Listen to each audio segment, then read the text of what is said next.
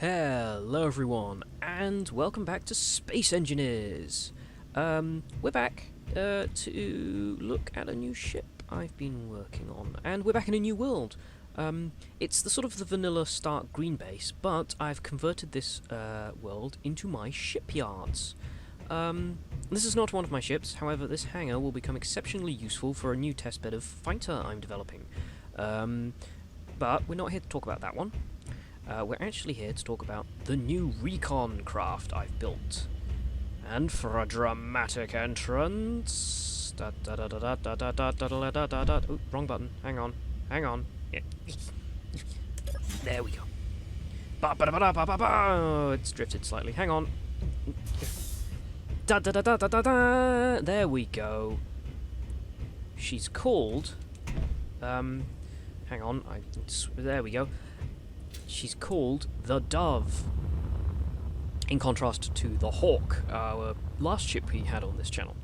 The Dove is a little bit more finished and a little bit more refined than its predecessor, and while not a heavy combat craft, it is designed for recon work.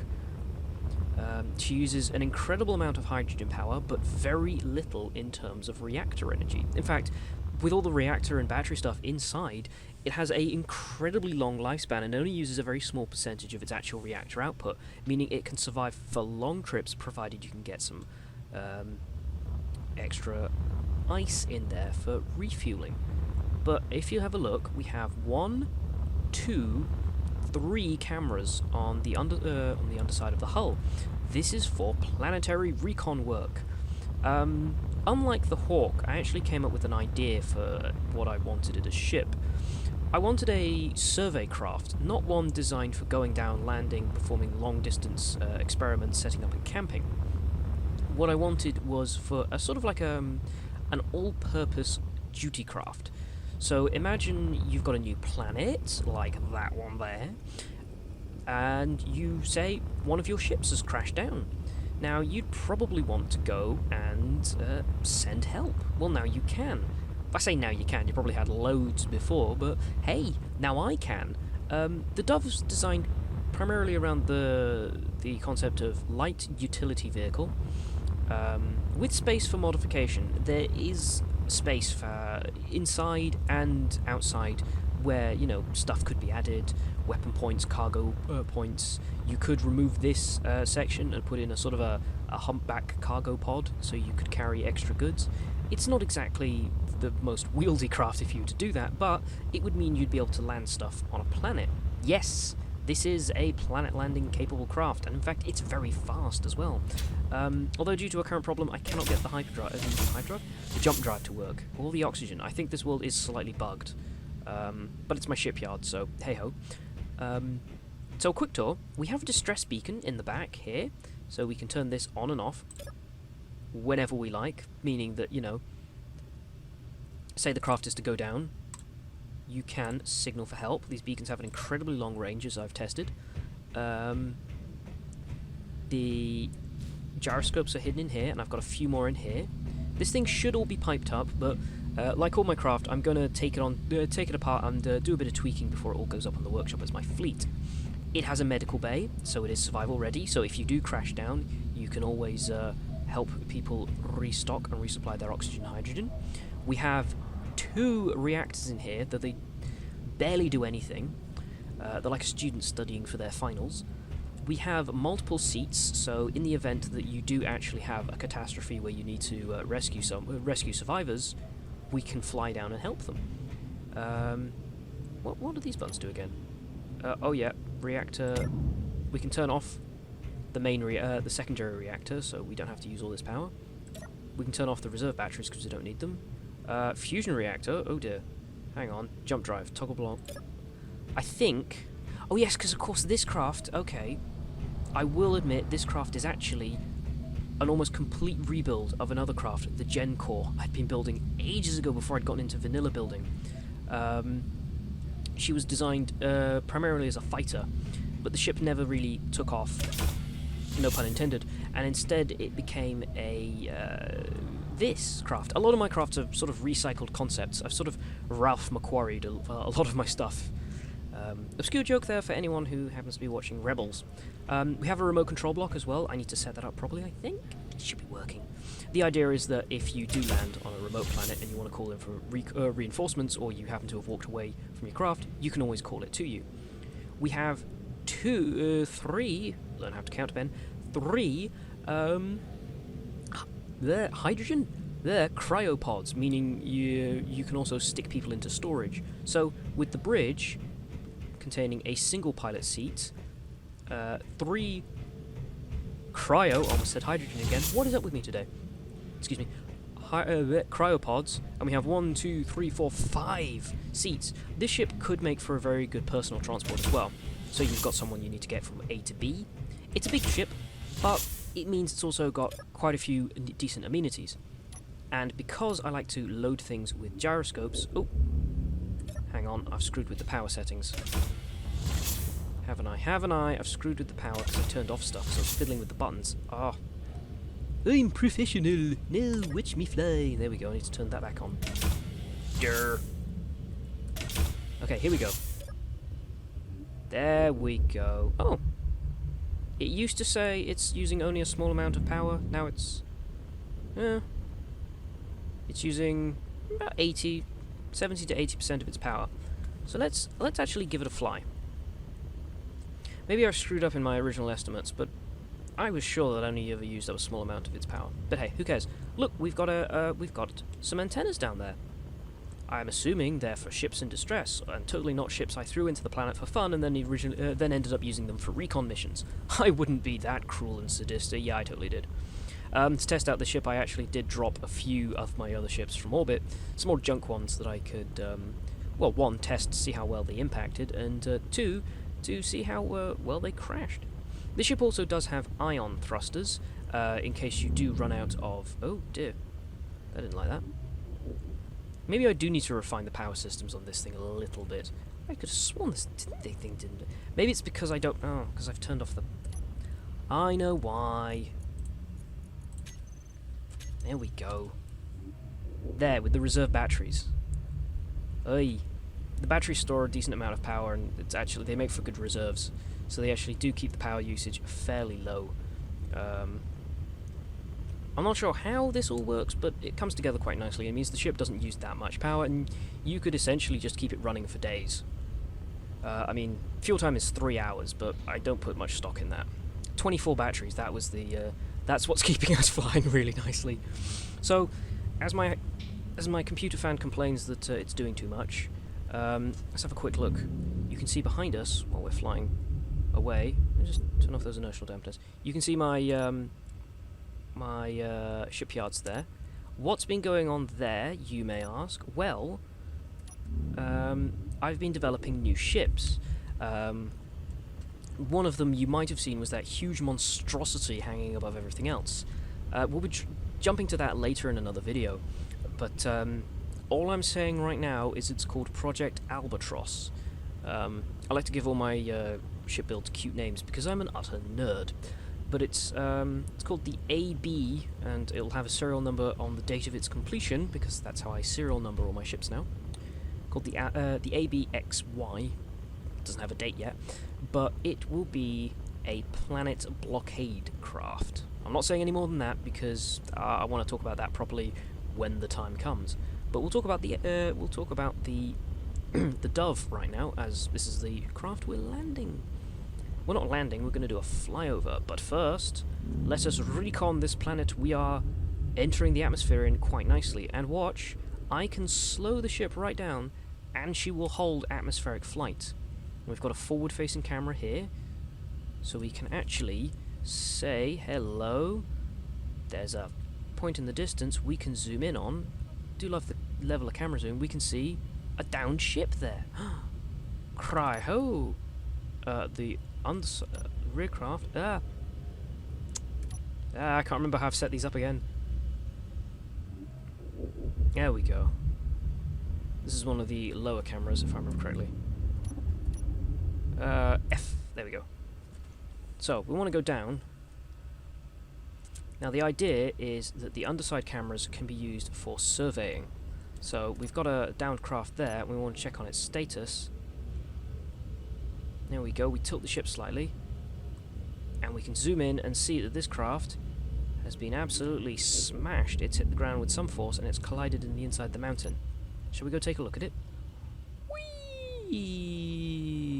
The craft is incredibly stable, and actually I could dip it like this and it will pull out of the dive quite nicely. I mean, that's 2 kilometers away and falling, but we pull it out in time and it will quite nicely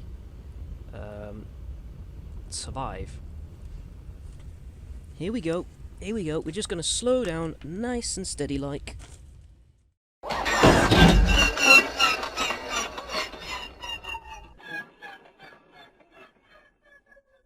Shing! Magic scene transition, go!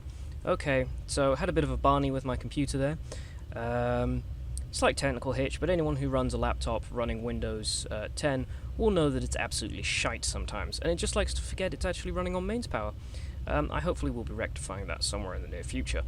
But anyway, as you can see, I'm not holding any buttons. I put the controller away, actually. I put the controller down. You can see this thing flies totally unaided in atmosphere. I've yet to test this on survival mode to see how well it flies. Well, how long it'll last, but it's incredibly stable in atmosphere, meaning we can, if we wanted to. Come on, give us. There we go.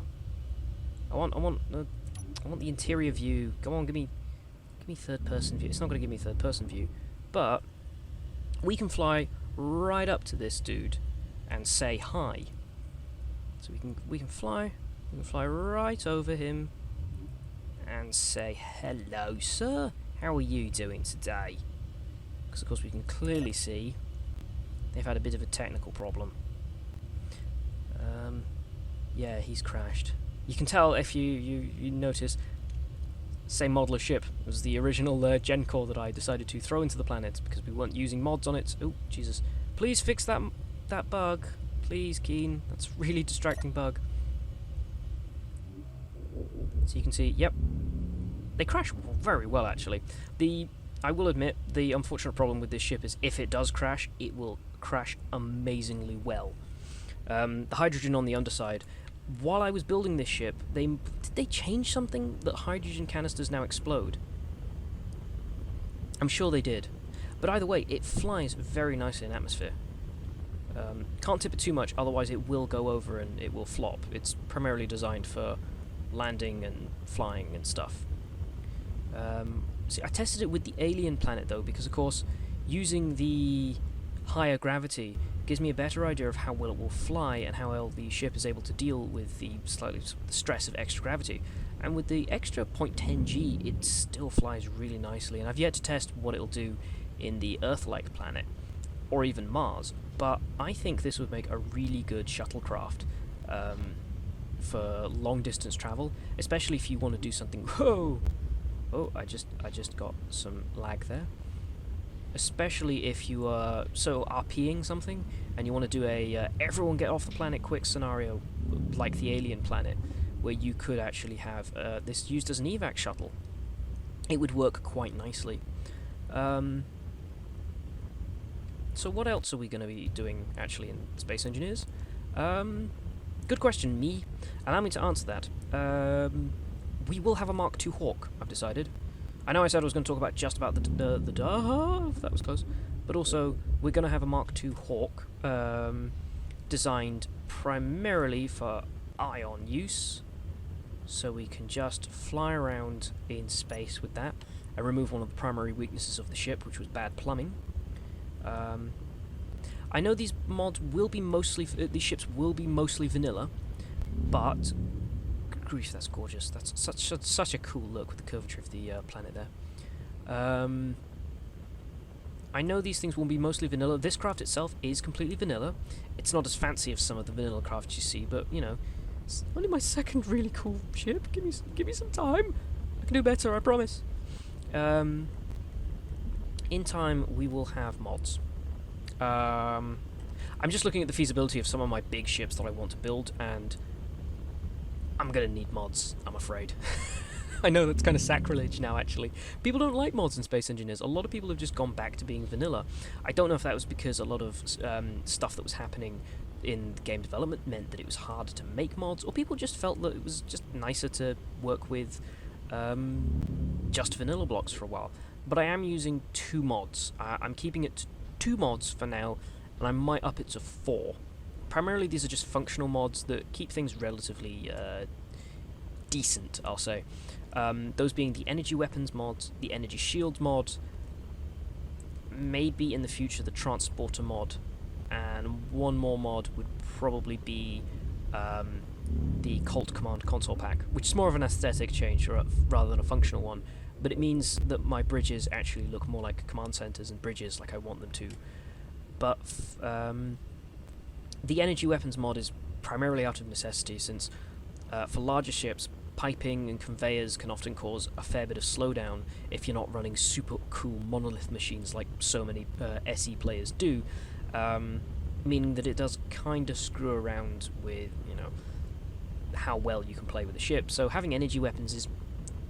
The specific mod that I'm using is balanced for weapons. The lasers are far more like the Gatling turrets, and the plasma turrets are far more like the rockets. So it's really just balanced in the sense that it's only consuming power at a higher rate than the cannons and Gatlings do. Anyway, it just removes the necessity for having them all piped up. It's mostly so I can have a large ship that carries a large amount of armaments, and yeah.